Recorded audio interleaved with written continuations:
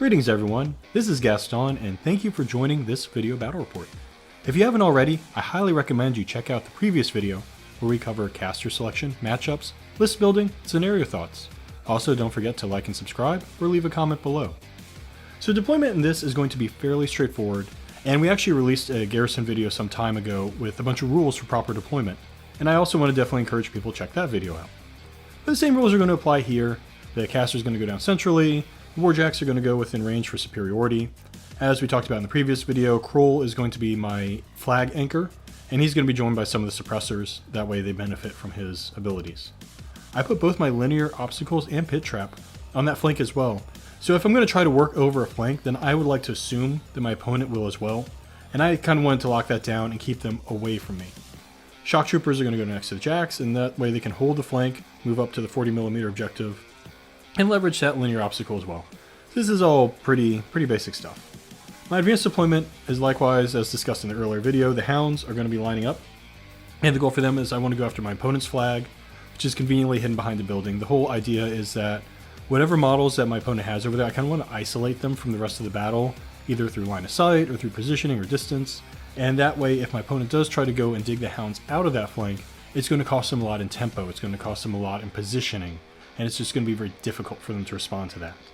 The snipers are going to set up in support of my other flag, and to threaten my opponent's 40mm, and nicely enough they will actually be able to threaten the single wound infantry that my opponent deployed over there as well. Alright, so jumping into my deployment, right? So kind of what I'm looking at for today is my deployment is everything's spread out right now. First off, I do want to point out when we were doing this video, even though I went second, normally I would choose sides. I didn't choose sides on this one, just the way how we had set up the camera. We figured this was the best side deployment for a quote-unquote second person. I don't agree. Honestly, I would have taken the other side because I like that tall grass, but that's besides the point, right? So a little bit of pushback probably for deployment next time. Other than that, right, really what I want to do is I want to set up my one legion of Storm Legionnaires over on the far side there, just so they can go and take kind of some of that scenario pieces. I have a unit of the Storm Lances that are over there. Next to Deuce, right more on the center side, I have a Deuce. I'm gonna have another unit of Storm Lancers right there, and then I'm kind of debating on what I want to do with my two solos. I'm gonna keep them on the right side of the board because I want to make sure I can go and just be annoying, right? There is a piece of there's that flag over on the side there. I can run the solo right up to there with the wall that's out there. He's gonna be like a defense 18, so it's gonna be really hard to remove, and yeah, it's a flag piece, so it's really helpful. Other than that, I just put Caine out, and then yeah, I'm kind of excited. Only deployment AD I really have is the Black 13th. Other than that, yeah, I feel pretty good about where I'm putting all of my stuff. Yeah, overall, I'm pretty happy with my deployment. I think I've got a pretty decent setup. Having the defenses definitely have helped with not as great of a, not as many walls I want to protect Caine. So pretty excited about that. A little concerned with Behemoth because of how far he can charge. Just got to be mindful with that to keep Caine protected.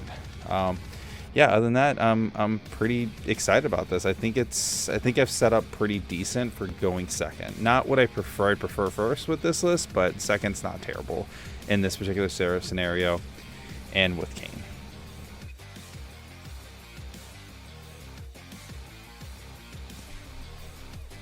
So when it comes to going first or second, that's going to depend a lot on you, your list, and what you're up against.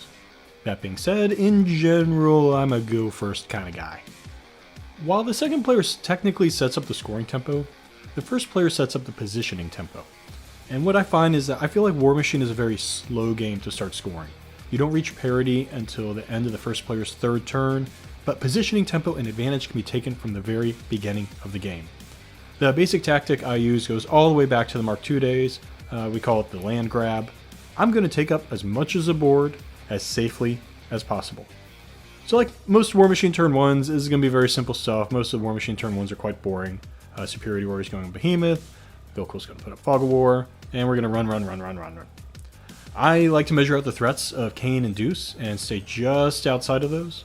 And similarly, I make sure that the hounds and the snipers are in range to threaten contesting the flag and the objective is needed, but I'm not going to get too aggressive. In Warmachine, the only thing you get for showing up early is shot. And as I said, Warmachine, it's a slow game to start scoring. You really want to make sure that you ask a lot of questions of your opponent to get an idea of their threat ranges, especially when they have a lot of guns and it's turn 1. Don't overextend. Don't give them any free earned value. Don't give them free kills. One thing of note, looking backward over my movement, is that I do feel I'm a little bit too cautious on the shock troopers, and I probably could have moved them up forward into a more aggressive position.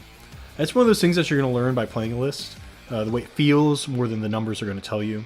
And unfortunately, thanks to family, holidays, waiting for the annual update, and a very, very poorly timed Snowmageddon, this is pretty much my first outing with the new rules, and I really haven't been able to develop that feeling yet. But the idea is that, push them up just a little bit more, they're able to contribute to the turns just a little bit earlier. And then, just as a side note, I stole the Gravedigger's Baron of Dice tray from my opponent, and I don't think we're even sponsored by Baron of Dice, but it's actually a pretty cool dice tray, and frankly, I'm not planning on giving it back. It's not that I really like Gravediggers, it's more that I like my opponent digging their own graves for me, and it just really saves me time and energy putting them into those graves. So hey, it's an unsponsored shout out, but that's going to cover my turn 1.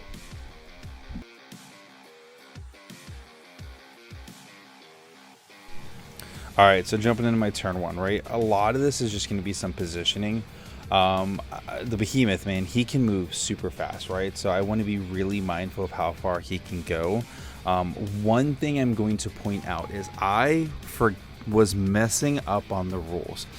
I was confusing defenses for normal walls. So in my mind, the Behemoth could break through that big wall that is right in front of me, and that is going to dictate a lot of my positioning. And again, that was just poor rule remembering on my part, so I do want to call that out, right? Because it had me concerned a lot. It's kind of why I didn't move as far forward. I think the Behemoth, right, he can move he can charge 13 inches, I believe, which is pretty far for a 80 millimeter, right? That's far. Definitely kind of scary. So I wanted to make sure stuff was just far enough away that the Behemoth wasn't going to be able to do a lot. But he also has a lot of rules, right? He has 2 really big guns. He gets boosted shots on his attacks as long as the subcortex isn't out. So he is a model that I need to focus on, one, not dying to, and then also removing, right? So initially what I'm going to do is I'm just going to be running my Storm Guard out there, and I want to just start getting around that scenario piece, right? Make sure that I'm up there, the unit's covering, I'm within 3 inches, they're all landing within 2 inches of each other, so they're not doing a ton right now, right? And if you notice, right, I keep going back and forth. I want to look. I think at one point we were debating if it was 13 inches or if it was 15 inches. So this is kind of me just looking to see, like, hey, how far can I have models move up and not die, right? So the cavalry right now, or that was a sorry, I did move a cavalry, then I forgot to move the other one, so they all went to go run up. They are just a hair out of 13 inches from the Behemoth, and it's because I didn't want to deal with him running or charging, and that's really what that is, right? That right there is saying that, hey, that's 13 inches, so he can only charge me so far. And with Caine, right, I was going back and forth. I really could have just ran him closer to that wall potentially, because I don't think the Behemoth could have done a whole lot to get to him, or got him a little bit closer to the wall, because he could have been with 1 inch and the Behemoth couldn't have got to him. But I was kind of worried, so I kept him in the forest, right? What's nice about Caine 4 is that he has Pathfinder, so he can move through that pretty easily. So he's really just kind of sitting there. They don't have a lot of stealth, so I don't have to worry about giving my army, my Warjack's eyeless sight. So not super concerned about that. I end up casting out just a couple of minor spells. I think it was like Blur I put out for 2. And that was really just to cast it out there to make sure that, like, hey, I've got a unit that can kind of survive a little bit more. So next, after I'm doing that, I'm kind of just looking at what else I can do. A lot of these, right, like that's my Courser, right? He's gonna run, and he has Shield Guard, so he's really there to help protect Caine from kind of a rogue shot, right? That if it somehow gets past the -3 range, Caine's super high defense. The Courser can be there to shield guard one of the shots. So that's kind of looking at that. Next, I'm really just moving up, kind of some of my other units, right? I'm moving the Black 13 up. I'm probably being a little bit too aggressive with them right now. I ran them up, trying to see if I can take some, possible shots there, but I realized that it was too far away, so I could have moved them back a little bit more, but I didn't. And now I'm moving the both the general and that other unit up. And with that general, what I should have done is moved him more further forward. I forgot that he had the ability on his shield, if I spent a focus point, that you can't charge him. And if I would have done that, right, I could have been more aggressive on getting him up there, but I just wasn't thinking. Again, I did not remember the rules, and that's just a big shame on me. The rest is me just moving my army forward, kind of just getting ready for the next round. Whatever that's really going to look like. My goal is round 2 is to start removing that big old behemoth. Yep, so jumping into the next round right after this. This turn, we're just looking to play conservatively and thin out some of my opponent's forces. I am going to have to enter my opponent's threat range, I'm going to take some hits, but what I want to do is take out more of his stuff than he's able to do on the retaliation. Then again next turn, and then again next turn, and basically snowball that into an attrition victory, or at least some scenario pressure, or create an assassination. That's kind of that idea behind earned value and trying to kind of make up points. My other goal is to advance my army together. I don't want anything to get isolated, I don't want anything to get picked off. That's something you really want to learn for every tabletop game is, don't overextend. You want to be able to maintain cross support with your positioning. You want to come at your opponent all together as a unified army. If you come at your opponent piecemeal, then what you're going to do is create very bad trade-offs for yourself, and they're going to kind of be able to take you off bit by bit. So accepting that I'm going to take some shooting hits, my priority is thinning down the cav and avoiding taking a general to the face. So I'm going to be very precise about threat ranges. One note just about this is my opponent forgot about Righteous Vengeance on the general, so that's not taken into account this game. In his defense, he has 3 small kids. There's a lot of parenting going on in the background, and if you're old enough, you know exactly what I mean. If you're too young, just wait, you'll see. So to counter this, you play the reposition card. I'm just going to highlight why things ended up in the board state that they did, and Behemoth is also going to be towing into that center objective at the end of the turn. So my opening play is to have the Hounds work on that side objective. They're going to shoot and take down a Storm Tower, but I'm still going to play very cautiously. So even though they have the range to move up and reposition onto the flag, I'm going to go ahead, I'm going to hold them back a little bit, and I did that just in case they fail to kill the Storm Tower. I'm not taking hits back from it. I don't really know what this other solo is down there. Maybe he's scary, maybe he's not. Why take the risk? I got plenty of time on scenario, got plenty of time on scoring, so we're just going to be careful. But we kill it, so hey, happy days. I think they maybe take a couple pot shots and miss the solo guy. No one really cares.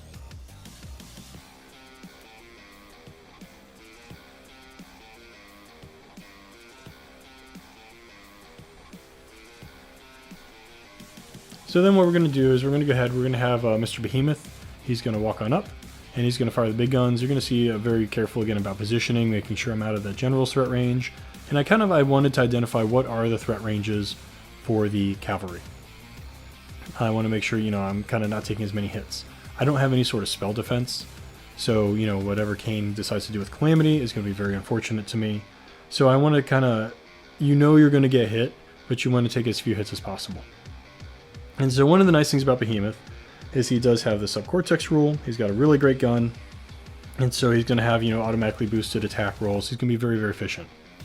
And one of the mistakes my opponent made is he put some very, very squishy Black 13th next to his cavalry, which is exactly like I want to shoot the cavalry with the big gun and then blast damage on the Black 13th and, kind of pick him off that way. One of the other annoying things he does is he has a shield guard there. So the first shot is going to go on the cav, it's going to hit, it's going to get shield guarded, and just because it happened, Behemoth's dice went crazy and he knocked off a huge chunk on that shield guard jack. I think like almost half of its health. It's pretty hilarious. The other thing that's kind of working against me is he has the veins there, and one of them put up the minus, I think it's 3 inches of range aura. So that's kind of forced me to get a little closer than I want to for some of these targets, or it's moving some of these targets kind of further out of the ranges that I want. So when he shield guards it, everything over there is kind of resistance to blast, so it doesn't really do much. Your Cygnar mechanics are weirdly tough. I don't understand, but that's fine. Second shot, that's going to go in, that's going to hit a cav, and that's going to make that cavalry very, very unhappy, which makes me very happy. And one of the things that I kind of want to focus on when I'm talking about this game and talking about how you approach attrition things is that you want to really get units below that starting strength. Warmachine units, they tend to be a little bit smaller, and so you're knocking off a huge amount of their output when you do that. Then we're going to have Volkova move up. She's got ancillary attack, and Behemoth is again going to be able to take that shot against, I believe this time, another cav. We'll see in the video here in a second. And again, we're just working on thinning things out. Working on kind of removing a lot of his tech pieces. Oh, Black 13, of course. I love killing them. They're terrible people. So I knock off one, maybe two of them on the blast damage, and kind of thin them out a little bit more. Black 13th can be very scary. They have a lot of tech stuff, such as like a shot that lets you like ignore line of sight, which is very scary to Vilkul if she's going to be hiding behind Behemoth. So very good to thin them out.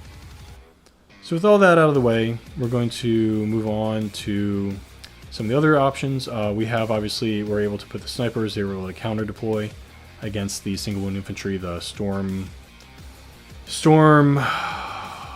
things, bright blades, lances, shots, bros, storm bros. We'll call them storm bros. I don't know what they are. It's a fantasy name. So they're snipers. They're going to auto point them for a point of damage. They're just going to move up. They're just going to start, again, thinning out that unit, reposition back out of threat range, and kind of just starting to work over moving attrition in my favor. And that's what we want to do here, is we want to be very cautious. I don't want to be taking a lot of hits back. I particularly don't want to be leaving anything out within threat range of Caine, but I want to thin out my opponent so that way when he comes to hit me, it's less effective, then I have more to hit him back, and we're going to kind of do that thing back and forth as the turns go on and as the game goes on. That's what attrition looks like. So the snipers, I think they pick up like 3 of the, what I call them, storm bros, and then they're just going to reposition back. I'm going to keep countering my flag, and I do have one repositioning up, so that way I have that option. If I want to have him move, then I can actually yo-yo the snipers a lot further up the table. It just kind of gives me, more options to play with. So that's the idea behind that. Now, my original plan with the cav is I was originally going to have Razor move on up, and he was going to target that front cav model there. And the idea behind that is that I kind of didn't want either one of the cav units to get to Behemoth, and so when I placed Behemoth, that was my grand plan. Now, I get midway through this, the cav unit is within range of the Storm Vein, so it's going to be quite a bit of walking, getting really, really close there, and I end up chickening out. And so rather than moving up that close with my sweet, beautiful Razor, he just moves up enough to pick on that solo on the flag, and he's going to boost a shot, and he'll take him out. Now, that's pretty useful because, again, I'm working on this attrition idea of, kind of thinning things out, being very cautious. But at the same time, I'm starting to try to put a lot of scenario pressure on my opponent. I've now removed everything that he has controlling that flag, and I have units in position to move up to that flag to control it. And on top of that, that flag is kind of behind a house. So it's very, very awkward for my opponent to kind of get something over there to clear the hounds off. So it's going to create a lot of problem decisions for my opponent. And that's kind of what tempo control looks like. That's kind of that synergy between attrition and scenario and tempo. You want to kind of create those little pockets of awkwardness for your opponent. Otherwise, we got the support guys moving up. They're just staging, so that way they're in range to do, whatever they need to do. Not a big deal. Pikemen, they're going to run up as well. The big gulf there, again, staying out of threat range, especially Caine's threat range. The idea, he has to kill to teleport. I want to just take that away from him. I do not want Caine moving up, shooting me, making me sad, and then popping backwards. So that's kind of the idea there. Just deny him his options for another turn. Then the final thing is we're going to start doing a ton of geometry with the suppressors. The idea is I wanted them to move up. I wanted them to work over that cav some more. I wanted them to work over those single wound infantry models. And I didn't want to get charged. So there's just, all sorts of pre-measuring. Also, that's the one thing that's very frustrating about the way unit placement works is you basically have to figure out where you want it to be, put your models down there, and then backwards figure out where that means that your leader model moves to in order to place them there. And it's a little unintuitive. Like, there's a lot of advantages to the changes that they made to unit movement. There's a lot of cute tricks you can do with it, but when it comes to kind of like some of this precise measuring, it can get a little frustrating. And then the dice here just make me sad. They do knock off the cav model, which is the big guy that I fail to kill any of the single wound infantry, which, That's not what the suppressors are there for. That's not their bread and butter, but you still want to, you know, thin out the ranks a little bit more. They're going to burn the reposition card. They're going to scoot on back, but they'll be out of charge range of the cav. They will be within charge range of the single wound infantry. Otherwise, that's kind of a wrap up on this turn. Again, it's a very quiet turn. I feel like Warmachine's kind of a very slow game to score, and you're kind of seeing that here. We're just kind of the idea of take what your opponent gives you and give nothing in return. And that's what we're really trying to focus on here.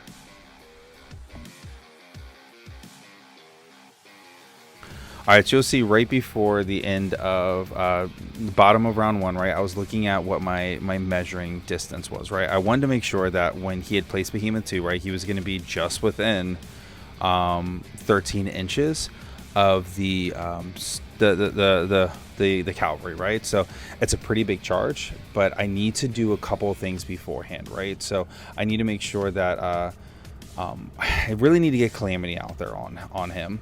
And then I need to look at getting some shots in from Deuce. Now, my biggest concern with this, right, is that I'm going to have to put Caine out there. Caine has to be the opening shot. And I really don't want to use my feet on the Behemoth because I'm pretty confident between Deuce and the cavalry that they can remove it. And I don't think that Caine on his own with feet can do enough to remove.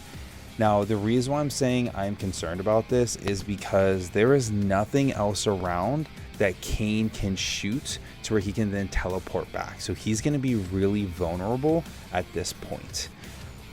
Everything is pretty far away from Caine. The only thing that could potentially get to him at this point is Vilkul. So my goal for this round is going to be removing Behemoth, putting a bunch of crap around Caine, and trying to stop anything possible to get to Caine. Now, I'm looking at Behemoth right now, right? And I've got a couple shots I can go and do. I've got, you know, my 2 initial shots, and I'm going to try to Calamity him. So as you can see, I got my beautiful dice tray from Baron. You know, love Baron of dice. And also I'm using my official Cygnar Storm Legion dice. So first shot I was able to hit. I did damage, and I cast... I just went and casted Calamity on him, right? So that's going to keep it to where he's going to be at, you know, effectively -2 defense, -2 armor, which -2 defense doesn't do a whole lot, but that -2 armor is really going to start adding up. So with that being said, right, I'm going to do a couple of extra shots just so I can get some extra damage on him. I only have 1 focus point left on there. It's really just because I feel pretty comfortable, right? So next, Deuce is going to activate. He's got full focus on him because he's close to Caine. He also, Sarah Brisbane gave him some stuff, and he is going to be shooting. Now, he is going to be doing his shot that gives him an additional die of damage, and he has powerful shot. So he's rolling 3d to hit. When he's like a rat 7, effectively a rat 9 because of Calamity on there, and he's normally a power 14. He's going to go up to a power 16, but it's power 16 4 dice of damage, and that's because, again, normal 2 shots. I've boosted, and then there's also the desecrating special shot. So all of that being said, right, it's going to be hopefully a good amount of damage is going to go. 2 of these shots are going to be fully boosted with that. And that's kind of where that is, right? And you can see I roll 2 6s, a 5, and I think a 2 on there. So I spiked a pretty good shot on there. I think that's like dice -6 normally, and I just like cranked that damage. So this is my second shot, which I did pretty well hitting. Sorry, that was my damage. So I did a pretty good amount of damage. Kind of really tilted a little bit Gaston for a second, but you know what? It's okay, right? Because it's perfectly fine. But now I'm going to activate Sarah. Sarah's going to go and do the same thing. She's going to give him open fire. So he's only going to be rolling 2 dice to hit this time and 3 dice of damage. But still doing, I think, a couple points of damage. Not a crazy amount on that shot, but it was enough to keep softening him up. Now, right, I'm going to be activating my Storm Lances. And, you know, I'm putting, hey, how far I can get on the charge. I know I can get the 11 inches. I gave them the Pathfinder card, so I can get up there, and they are just going to be popping in and trying to spread out as far as possible, because my hope is, right, that I kill the Behemoth, and then I can start moving into some of his other models. So that's really what I want to do after, you know, I successfully charge. I'm going to repo. And you know, they get the ability where they're gonna charge. I could if I crit, it's a crit thunderclap that'll knock him down, but he has steady, so he doesn't knock down anyways, which doesn't really matter, right? He's like I think I've rat. He's like a defense, I think 8 at this point or something, because of me putting calamity on him. And you know, between the charge, I do pretty well on the damage, right? And I'm pretty happy with it, because as you'll see, right, as I'm getting between the shots, the charge and all of that stuff, I end up actually removing Behemoth, which is really good. Now I put a lot of points into it, right? I put a 17-point Warjack in there, and then I also had to put another 11 points or 10 points of a cavalry to go and take him out. But you know, I'm pretty happy with the results on it. It did what it needed to do, right? And it's really because that's such a centerpiece model. I got to remove the threat of it, because if I let him get to me, he's just going to absolutely annihilate my army, and there's not a lot I can do. If he even breathes on Caine, it is gonna kill him, right? And that's really the scariest model, I think, that can get the furthest on the table. So I've got to kill that, and that's why I've invested Caine shot with risking Caine, but I still feel pretty good about it. And then putting in Deuce, and then finally the cavalry, right? So the cavalry was successful. Obviously they killed, right? And then now I'm just kind of working on repositioning them, because I removed them. So I'm kind of just fiddling, hey, make sure I got things kind of moved up as far as I can. You know, I'm kind of setting them up, and then I think I, you know, rearrange them a little bit more afterwards, just to make sure that, hey, they're pretty close. I get a couple of the units engaged. That third guy, I couldn't do a whole lot, but that's fine, right? He removed a lot of my other models, so I need to kind of like figure out what I'm gonna do to make sure, you know, I'm more successful. Yeah, so now that I've kind of got that piece out, now a lot of it's going to be kind of positioning things around to try and make sure that I'm being safe, right? But before I do that, right, I'm kind of just like looking at different models. The, you know, Courser is Courser and active. I'm sorry. What I ended up doing was I activated the general, right? I moved him up closer. I spent his focus point on him so he can't be charged by a construct. I didn't know if Razor was going to be able to get to him, but I wanted to make sure that wouldn't happen. And then, yeah, I magnetized my Storm Veins. The Storm Veins are going to move up, and they're really starting to surround Caine, because I want to make it very difficult to be able to land next to him. I need to try to protect him as much as possible from Vilkul. Obviously, he's behind the wall, so she can't stab over him. So it's really just make sure landing spots next to him are going to make it so he doesn't die, right? Now, I could have probably put like a Warjack there. That might have made it a little bit better, but I felt pretty good with the units that I had. Now what I'm doing over there is, you know, I took some damage on that side, so I need to see if I can get over there and try to kill some models, right? So I'm setting up a model, kind of see like, hey, with my charge, can I get to this point? And I believe I think I was just out on that, so I couldn't quite get to him. But I believe there's another model I was able to get to. So I'm trying to like look at angles. I talked to Gaston. He agreed, hey, I think this one we couldn't get to. We ended up putting in another rangefinder to kind of see. And yeah, I'm kind of just like backing up, saying, okay, so if I put my base there, can I get there? And I'll be honest, I can't remember if we got there or not. So I think I was just out, so I was trying to figure out what else I wanted to do, like who else I could get to. Oh yeah, well we did. I actually nudged my model. That's what it was. I nudged my model, so we rolled high or low, right? If I rolled low, I did not get charged. If I rolled high, then we would agree that I got charged. I did end up rolling low, and it was because it was my fault, right? I pushed that model back, so it was my fault. But we ended up looking, and I was able to charge his one solo instead over on the side. So that's what I ended up doing, right? Just did a charge on him, and now I'm working on, hey, since I charge, right, I can still engage that unit. So I did the thing that I wanted to do, right? I wanted to make sure that I was able to engage multiple models, which was pretty successful. So I'm happy about that.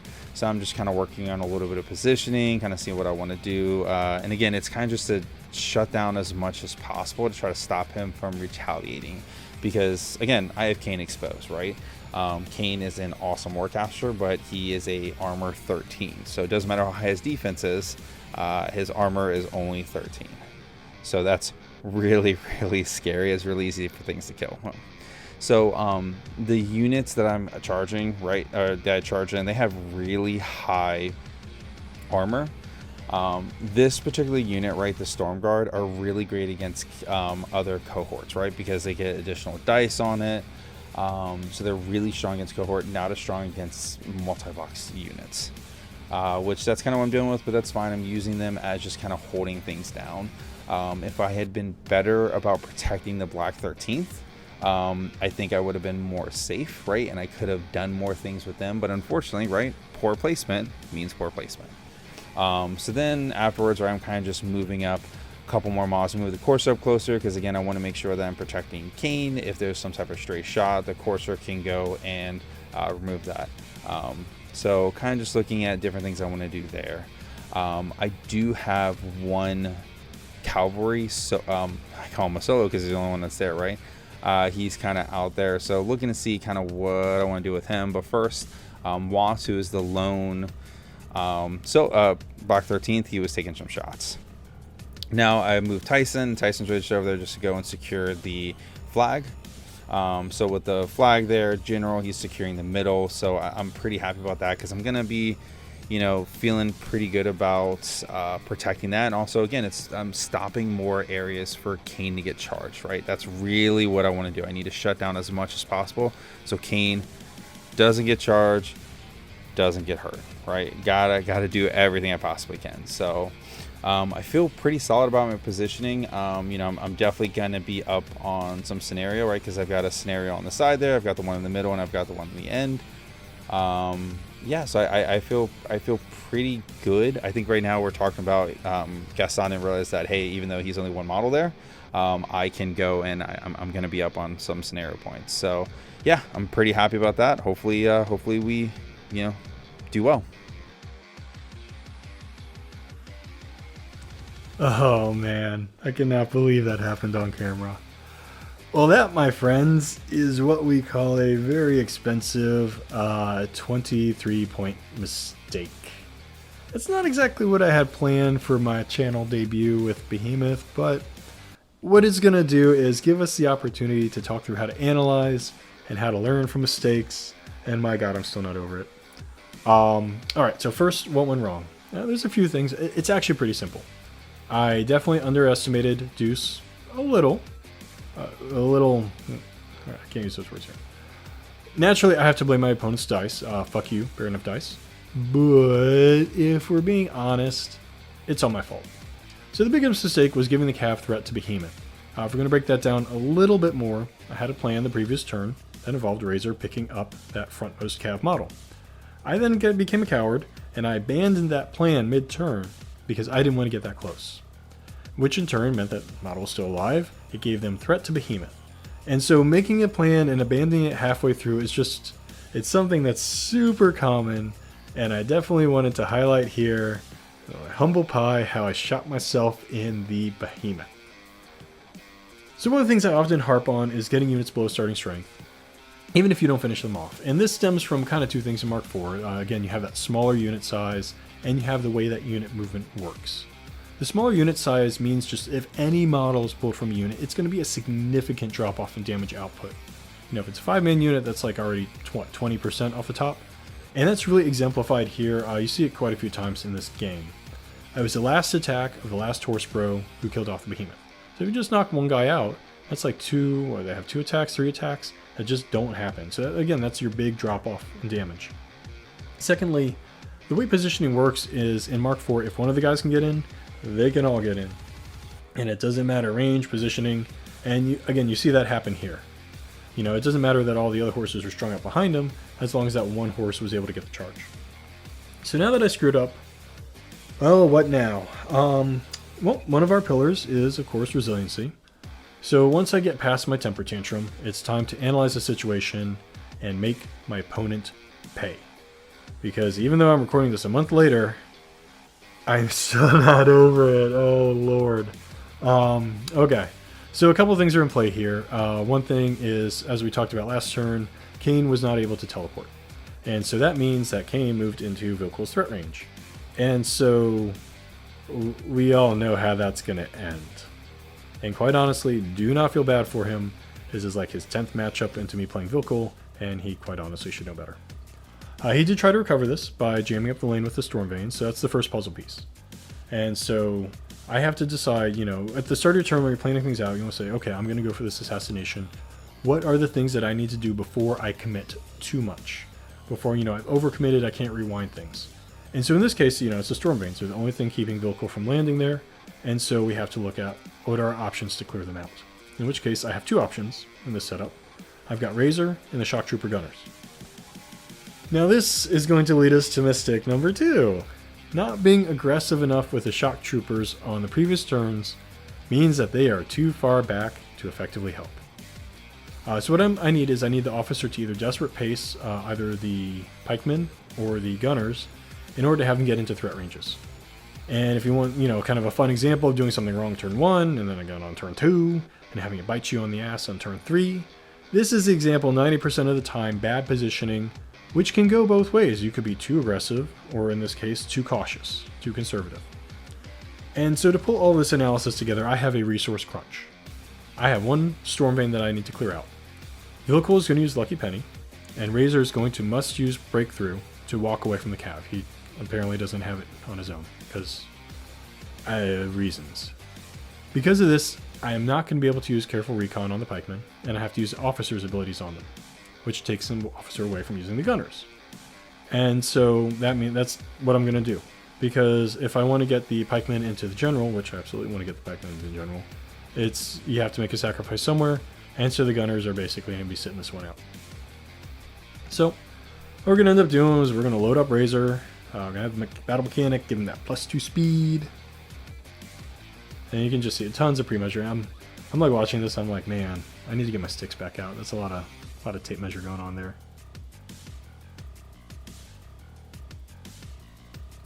The other thing you want to do is, once you come off being tilted, is you want to be very careful, very thoughtful about your order of activations.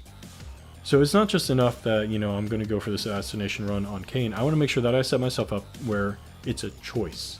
I don't want it to be this, this must-do thing. I want to be able to, play the attrition game, still play the scenario game, and then have the decision not be forced into make a run. Because if Vilkul does fail, then she's standing next to Caine and he still has his feed. It's not going to go well for her. So sending her in as a one-way trip. You're either coming away with a W or an L. So here we go. We got the guys are loading up all the focus on Razor. They're doing this so that Vilkul can obviously keep all of her focus. She's just going to let everything drop. I think she dropped superiority. I don't think he needed it with the extra speed from the mechanic. And he's going to walk on up, and he's going to take his boosted shot into the Storm Vein. And would you like to know something? He misses. Yeah. Yes, he does. Well, fortunately, he has reload. He's going to take a second boosted shot, and bam, right in the kisser. He is going to knock that front Storm Vein with momentum into the back Storm Vein. He's going to give himself a little 2-for-1 on the bowling ball alley. Razor is one of those weird jacks where when you first read his rules, you don't really appreciate all the things like the depth of his toolbox. And I think that kind of really gets exemplified here, where I've got these really hard to hit models, so I'm able to use one to ping another one to kind of knock them both out. That opens up the charge lane. Then what that's going to let him do is he's then going to Swift Hunter 2 inches because he killed the model with a range attack. And then he can reposition another 3 inches, which is going to allow him to engage the general.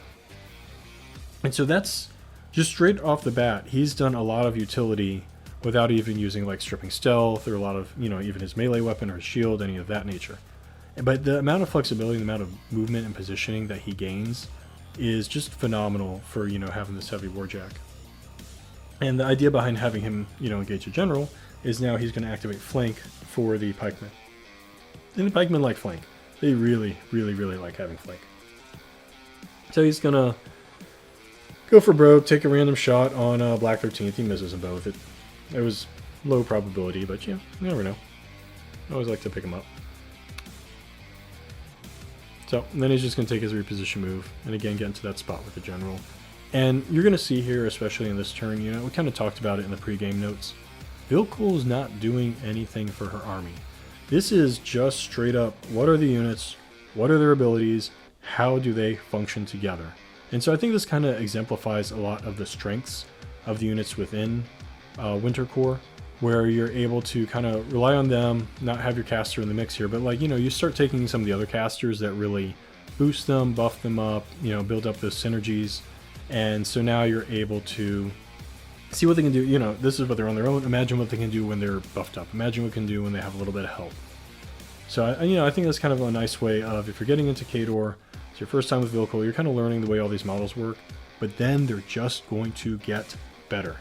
They will only ever get better with time. Alright, so now that we've done what we need to do for Vilkul to go in, we're going to just start working the attrition game. We're going to see where this goes. So one of the most important things that you can do with any tabletop game is you want to have the right weapons for the right job. So you saw a previous turn, the Man of Wars, they didn't do so great into the single wound guys, but they were very, very good into the cavalry.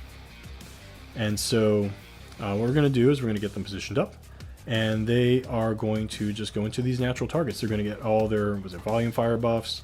They've got the buffs from Kroll, and they're just going to go get. I like to make sound effects, okay? Judge me if you want, internet. I do it during the game too. It drives people nuts. And they're just going to mow down these cavalry into just a fine red mist. And it is going to be so beautiful because of the things that they did to my beautiful Behemoth. They deserve it. And they're just wiped off the table. Straight out of my way. Now I did the bare minimum for Vilkul, but getting the cav out of the way actually kind of makes her job a little bit easier. You're not dealing with kind of getting locked into various engagements, with engagement rate of the cav being with, I think it's 2 inches with the lance. So it's kind of nice to just kind of get them out of the way. My backup plan for this was the shock trooper gunners. They're not quite as good into the cav, but they're still good enough to kind of clear things out. And so I kind of had a plan A and a plan B. But what we're just going to do is remove all this stuff from, kind of that's buried in the middle of my table. It's kind of one of those things where I said, if you do overextend, then this is kind of what it looks like. He put a bunch of cavalry model in the middle of my army, and now they're getting just picked up off the table fairly easily. I mean, it was a good trade for him, but it's kind of what it looks like to do that piecemeal trade. Where I was able to keep my whole army together in one unit, they're moving up together in one unit, whereas he used the cavalry as kind of like that alpha strike, but now that alpha strike got isolated, picked off. So, while we have the horsies out of the way, that's going to free up the pikemen to go ahead and charge in. They're either going to get Pathfinder from the officer or Desperate Pace. I don't think it matters, it's a wash. So the one thing I do regret here is that I already burned my repo card, and I can't really dig them in super deep. So the general is going to get surrounded, but I don't have a great way of moving an additional 3 inches to engage Deuce. And I would really like to engage Deuce because I believe that Deuce is a douche. But unfortunately, like I said, I burned it on the suppressors earlier, and quite honestly, no regrets. I'll do it again. But now the general, he's going to be surrounded, and they're just going to go and swing in. We've got flank on them. We've got Razor kind of buffing them up that way. And they're just going to go straight on in. Sadly, I don't get any of their crits. It's kind of one of the weird things with this game and the way crits work is they can be all over the place on their impact. It's just based on the dice. So no crits for me, which is very sad, but like I said, I do get the flank warjack ability. And just like, we talked about earlier with the cav on Behemoth, where it took every single attack to drop Behemoth, it's going to take every single one of their attacks to drop the general. They're going to do it on the last attack, the last guy.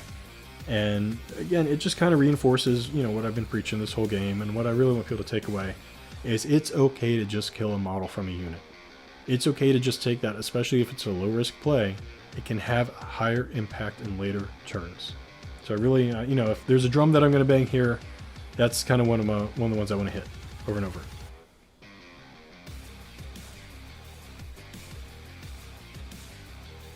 So now what we've done is we've basically cleared out almost the entire center of the table. His large cav threat is removed. His large warjack is removed. So now we're looking at, he's got Caine still. He's got, some of the Storm Bros up on the flank. And he's got Deuce. But things are getting really, really, really thin for him on kind of this attrition. And that's what we want. And that's kind of what I want to highlight, what it means to move your army together as a unit. They need to be acting as a unit, not as a bunch of individuals. So now that the center is kind of handled, we've got the most immediate threats out of the way, we're going to kind of start looking at, what's our scenario game look like here? So we're going to put a little bit of shenanigans on that top flank, and this is a lot of humble pie this game. This is going to be the final mistake on my part, is I am not going to end up repositioning a sniper to contest the 40 mil objective. But the snipers are going to move up. They're going to kind of pick on the single wound infantry. You know, it's again their optimal target. And then they're going to reposition back.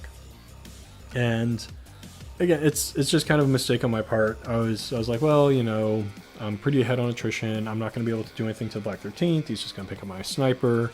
I don't like it when people touch my models and kill them. So I ended up backing him up instead and just kind of making sure that I covered down on that objective. In retrospect, I should have contested his objective. That way I'm just kind of breaking that idea behind scoring parity on scenario. You know, if you score 3 points and I score 3 points and you score 3 points and I score 3 points, then we've really not made any progress on the scenario.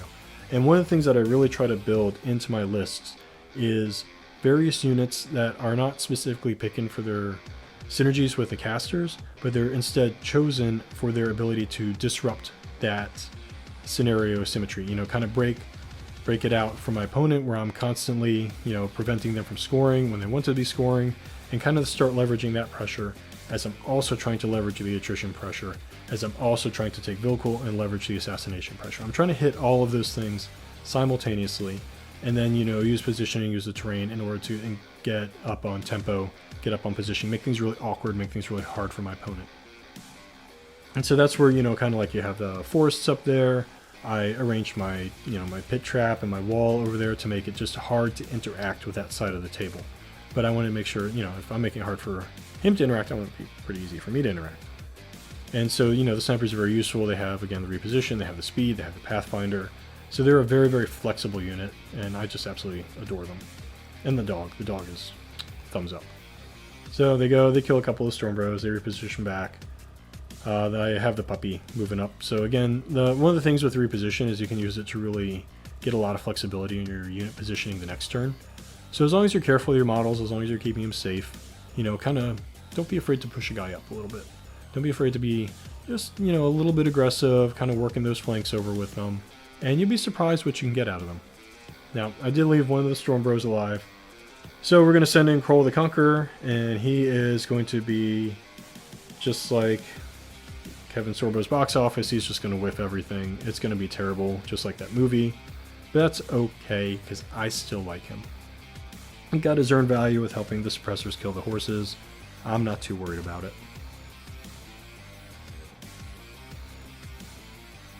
It's a dice game. You do what you can do.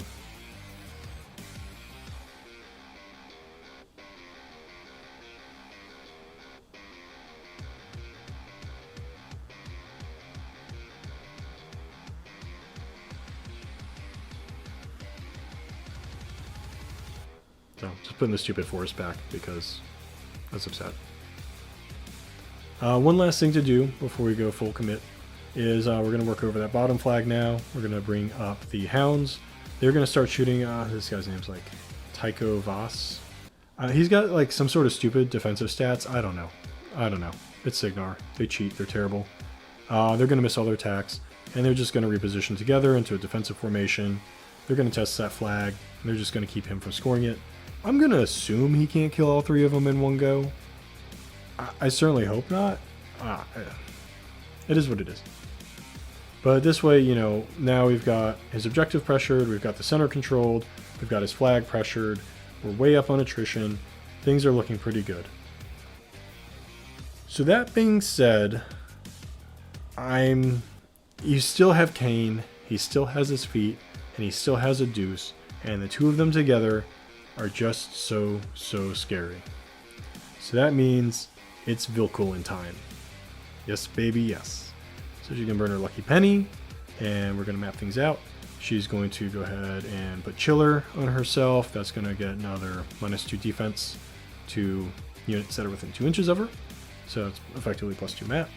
She's going to Cyclone up, and once she Cyclones up, she'll be in position to pop her feet. And then what the feet's going to let me do is it's going to drop clouds all over the place.